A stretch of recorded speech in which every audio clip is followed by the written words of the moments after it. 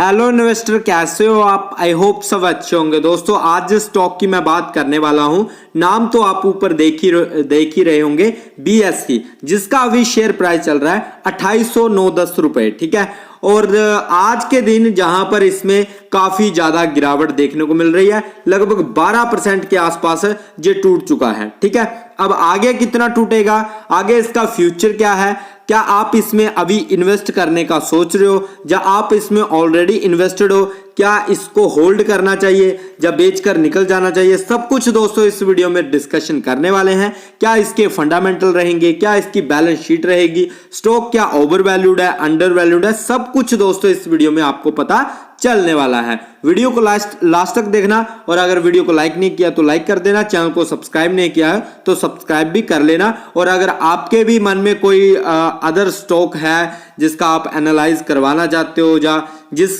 हिसाब से मैं बताऊंगा अगर वो आपको अच्छा लगता है तो आप कमेंट कर देना दोस्तों। ठीक है, तो मेरी कुछ कंडीशंस हैं दोस्तों, जहां पर अगर जो स्टॉक उनको फुलफिल करेगा तो मेरे लिए इसका जो व्यू रहेगा वो पॉजिटिव रहेगा। अगर ये फुलफिल नहीं करेगा तो मेरे लिए जो इसका व्यू है वो नेगेटिव रहने वाला है दोस्तों। ठीक है, वो कंडीशंस क्या है आइए जानते हैं दोस्तों। पहली कंडीशन जो मेरी रहती है वो है स्टॉक का जो चार्ट है बढ़ते क्रम में नजर आना चाहिए। क्या आपको जो स्टॉक बढ़ते क्रम में नजर आ रहा है? आप बोलोगे हाँ भाई, जहां से सीधा ऊपर को चला गया है तो ये हमें बढ़ते क्रम में नजर आ रहा है, ना कि हमें इस तरह से नजर आ रहा है। ठीक है, पहली कंडीशन जो स्टॉक फुलफिल कर रहा है दोस्तों। ठीक है, अब नेक्स्ट इसके फंडामेंटल देख लेते हैं। फंडामेंटल कैसे रहने वाले हैं? देखो, मार्केट कैप की बात करें तो 43,461 करोड़ का जहां पर मार्केट कैप देखने को मिल रहा है, जो कि बढ़िया मार्केट कैप माना जा सकता है। ठीक है, अब बात करेंगे पीई रेशियो की,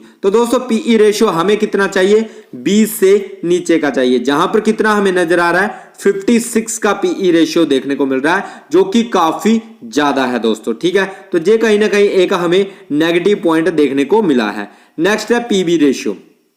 पीबी रेशियो हमें कितना चाहिए? हमें चाहिए दोस्तों 2 से नीचे का। ठीक है, जैसे 1.9, ठीक है, या फिर चाहिए 1.87, ठीक है, या फिर हमें चाहिए 1.10, इस तरह का अगर मिल जाए तो बढ़िया होता है। जहां पर कितना दिखाई दे रहा है दोस्तों? 14.02 जहां पर जो है पीबी रेशियो देखने को मिल रहा है दोस्तों। ठीक है, इंडस्ट्री पीई की बात करें तो इस जो दूसरा पीई है इससे ज्यादा है। ये एक बढ़िया है, पर फिर भी ये जो पीई रेशियो है ये अभी भी बहुत ज्यादा है दोस्तों। ठीक है, डेट ऑफ इक्विटी की बात करें तो कंपनी पर कर्ज कुछ भी नहीं है। ठीक है, ये एक बढ़िया है। ठीक है, अब बात करेंगे आरओई की, तो आरओई लगभग 11-11.5 के आसपास अपने इन्वेस्टर को जनरेट करके दिया है। और अगर अर्निंग पर शेयर की बात करें तो 56 रुपए जहां पर 33 पैसे, 56 रुपए 33 पैसे जहां पर शेयर के हिसाब से बनाकर दिए हैं इस स्टॉक ने दोस्तों। ठीक है, डिविडेंड की बात करें तो डिविडेंड कंपनी उतना नहीं देती है। बाकी अगर बुक वैल्यू की बात करें तो बुक वैल्यू काफी कम है, 229 रुपए जहां पर बुक वैल्यू देखने को मिल रही है। और अगर फेस वैल्यू की बात करें दोस्तों तो फेस वैल्यू भी जहां पर 2 का फेस वैल्यू देखने को मिल रहा है। ठीक है, तो आगे स्प्लिट का ऑप्शन या फिर बोनस शेयर भी कंपनी जो है जारी कर सकती है दोस्तों। ठीक है, अब जहां पर बात करेंगे इसमें क्या क्या सही है, क्या क्या गलत है। देखो, पीई रेशियो मुझे खराब लगा है, पीबी रेशियो खराब लगा है, इंडस्ट्री पीई अच्छा है, डेट ऑफ इक्विटी अच्छा है, आरओई लगभग मुझे उतना परफेक्ट नहीं लगा है, मुझे 15 से ऊपर का चाहिए, जहां पर 11 ही मुझे दिखाई दे रहा, तो मैं इसको ज्यादा नहीं मानता हूं। ठीक है, अर्निंग पर शेयर की बात करूं, ये भी मुझे कम ही नजर आया है, डिविडेंड भी कम ही नजर आया है, बुक वैल्यू भी कम ही नजर आई है, फेस वैल्यू एक अच्छा पॉइंट है। मतलब 3 पॉइंट जहां पर अच्छे आए हैं, बाकी के लगभग आपके 6 पॉइंट है जो मुझे खराब नजर आए हैं दोस्तों। ठीक है, आगे देख लेते हैं भाई। अगर हम फाइनेंशियल कंडीशन की बात करें दोस्तों तो जहां पर जो है अगर आप रेवेन्यू की बात करें तो ईयरली में रेवेन्यू काफी अच्छा बढ़ा है। और अगर मैं प्रॉफिट की बात करूं तो प्रॉफिट ईयरली में कम हुआ है दोस्तों। ठीक है, ये एक नेगेटिव साइन है। और अगर मैं नेटवर्थ की बात करूं तो ईयरली में नेटवर्थ भी कहीं ना कहीं सेम टू सेम ही है, लगभग ना ज्यादा बढ़ी है ना कम हुई है। ठीक है, तो फाइनेंशियल कंडीशन भी इसकी थोड़ी सी मुझे बिगड़ी हुई लग रही है दोस्तों। ठीक है, अगर जहां पर बात करें ईयरली में तो रेवेन्यू 953 करोड़, खर्चे 669 करोड़ के हो चुके हैं। नेट प्रॉफिट की बात करें तो 205 का जहां पर नेट प्रॉफिट देखने को मिल रहा है दोस्तों। फिर अगर हम बैलेंस शीट की बात करें तो टोटल एसेट जो है 5,993 जहां पर जो है टोटल एसेट देखने को मिल रहे हैं, 3,164 जहां पर जो है लाइबिलिटीज देखने को मिल रही है, जो कि एक अच्छा पॉइंट है दोस्तों। कैश फ्लो की बात करें जो कि सबसे ज्यादा इंपॉर्टेंट है और यही सबसे खराब जहां पर चल रहा है। अगर हम बात करें ऑपरेटिंग एक्टिविटीज कैश फ्लो, जे भी नेगेटिव चल रहा है, जो कि सबसे खतरनाक जे है, जे पॉजिटिव में होना बहुत ज्यादा जरूरी है किसी भी स्टॉक के लिए। अगर बात करें कैश फ्लो इन्वेस्टिंग एक्टिविटीज, ठीक है, जे भी नेगेटिव है, जे भी खराब चल रहा है तो जे भी सही होना बहुत जरूरी है, ठीक है। फिर कैश फ्लो फाइनेंसिंग एक्टिविटीज, जे भी नेगेटिव चल रहा है और टोटल मिलाकर जो नेट कैश फ्लो है वो भी काफी ज्यादा जो है लॉस में चल रहा है दोस्तों, नेगेटिव चल रहा है और ये एक बहुत बड़ा नेगेटिव पॉइंट है इस स्टॉक के लिए दोस्तों, ठीक है, और मेरे लिए भी। जहां पर बात करेंगे दोस्तों शेयर होल्डिंग पैटर्न की, जहां पर हमें सबसे बड़ी कंडीशन हमारी क्या होती है कि हमें प्रमोटर की होल्डिंग चाहिए 60+, ठीक है, 60% के आसपास की हमें प्रमोटर की होल्डिंग चाहिए। क्या जहां पर आपको प्रमोटर की होल्डिंग 60% देखने को मिल रही है? आप बोलोगे नहीं भाई 60% के आसपास तो नहीं नजर आ रही। रिटेल इन्वेस्टर जहां पर 66% लेकर बैठा है, एफआई ने जहां पर जो है फॉरेनर इंस्टीट्यूशन ने जहां पर 16% 17% के आसपास होल्डिंग को होल्ड किया है। बाकी म्यूचुअल फंड जहां पर इन्वेस्टेड है और अदर डीआई जहां पर इंस्टीट्यूशन इन्वेस्टेड है दोस्तों।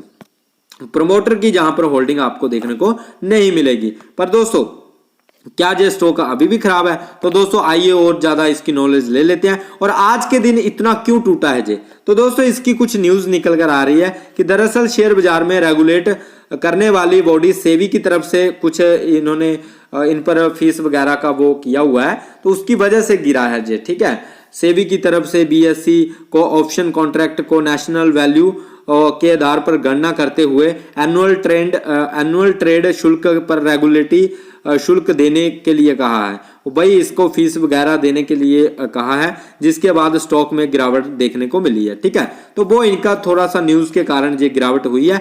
बाकी मैंने सोचा क्यों ना आपको इस स्टॉक का फंडामेंटल वगैरह बताया जाए कि कल को आप अगर ये 12% का जे देखकर अगर आप जहां पर फंस जाते हो तो कहीं ना कहीं आपको दिक्कत ना हो जाए, ठीक है। जहां पर मार्केट कैप तो आपने देख लिया, हमें सबसे ज्यादा जहां पर जरूरी चाहिए इंट्रिंसिक वैल्यू और पेट्रोस्की स्कोर और ग्राम नंबर। अगर मैं जहां पर दोस्तों इंट्रिंसिक वैल्यू की बात करें तो 355 इंट्रिंसिक वैल्यू जहां पर चल रही है। अभी के टाइम पर स्टॉक कितना चल रहा है? 2815, काफी ज्यादा ओवर वैल्यूड चल रहा है। एक्चुअल में इस स्टॉक की जो वैल्यू है वो 355 रुपए है दोस्तों, और अभी के टाइम पर 2815 रुपए जे चल रहा है दोस्तों। काफी खराब सिनेरियो है, काफी महंगा स्टॉक है। अभी भी अगर 12% की गिरावट है तो ये कोई सस्ता स्टॉक नहीं है, ध्यान में रखना, ठीक है। ओवर वैल्यूड जे स्टॉक है।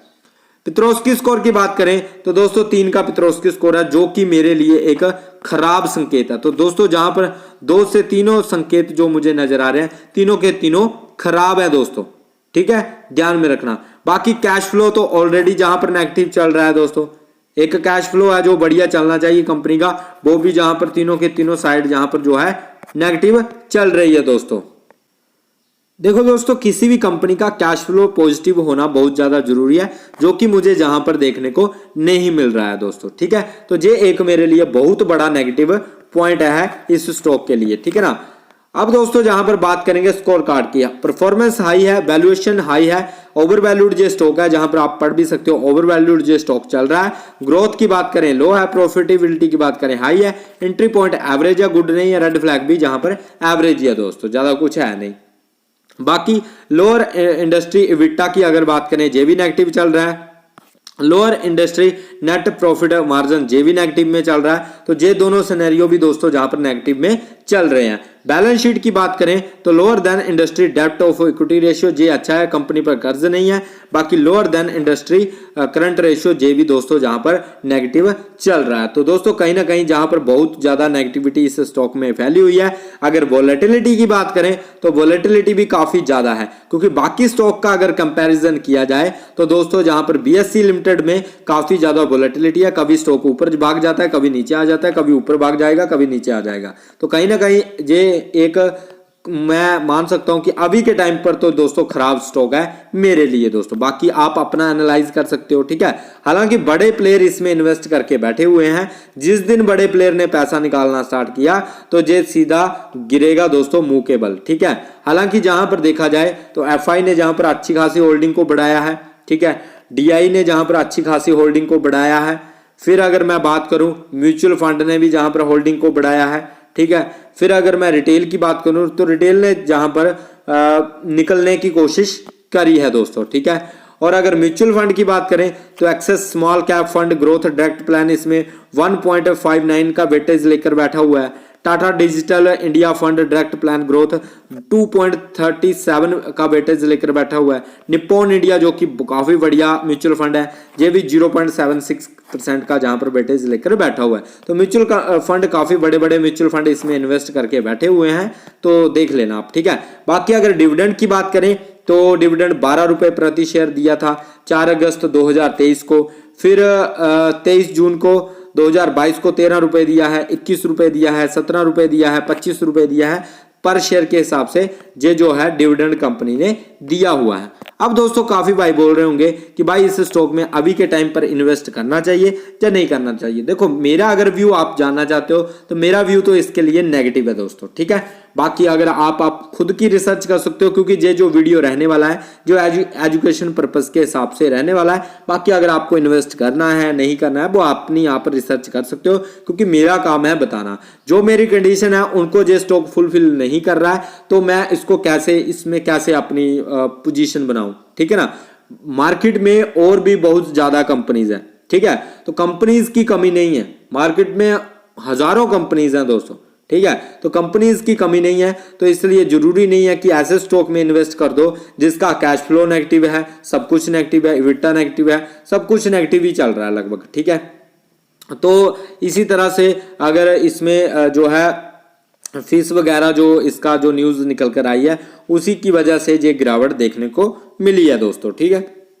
बाकी ये स्टॉक अभी के टाइम पर भी बहुत महंगा है, क्योंकि अभी के टाइम पर इसकी जो इंटरेस्टिंग वैल्यू अगर 400 रुपए के आसपास भी मिलता तो भी अच्छा होता, या 500 रुपए के आसपास मिलता तो भी बढ़िया होता, 1000 के आसपास भी नहीं है ये, ठीक है ना। तो काफी ओवर वैल्यूड है, इसलिए मेरे लिए तो ये पॉइंट इसके लिए नेगेटिव सिनेरियो रहने वाला है। बाकी आप ट्राई कर सकते हो, अगर आपको लगता है बढ़िया है हम अच्छा है तो आप सोच सकते हो दोस्तों, ठीक है। तो मेरे लिए और भी काफी बेस्ट कंपनीज हैं, इसलिए मैं ऐसे स्टॉक में कभी भी अपना पैसा नहीं लगाता हूं, क्योंकि मेहनत का पैसा है। ऐसा नहीं है कि कहीं गिरावट हो जाए और फिर फंसे रहे 10 साल के लिए 20 साल के लिए और बाद में रिकवरी ही ना हो, ठीक है। तो ऐसा भी कई स्टॉक में देखने को मिलता है। बाकी दोस्तों अगर वीडियो अच्छा लगा है लाइक करना, चैनल को सब्सक्राइब कर लेना। अगर आपको भी कोई स्टॉक आपके माइंड में भी है तो आप कमेंट कर सकते हो, मैं उसकी वीडियो जरूर लेकर आऊंगा। मिलते हैं नेक्स्ट वीडियो में। Bye guys, take care.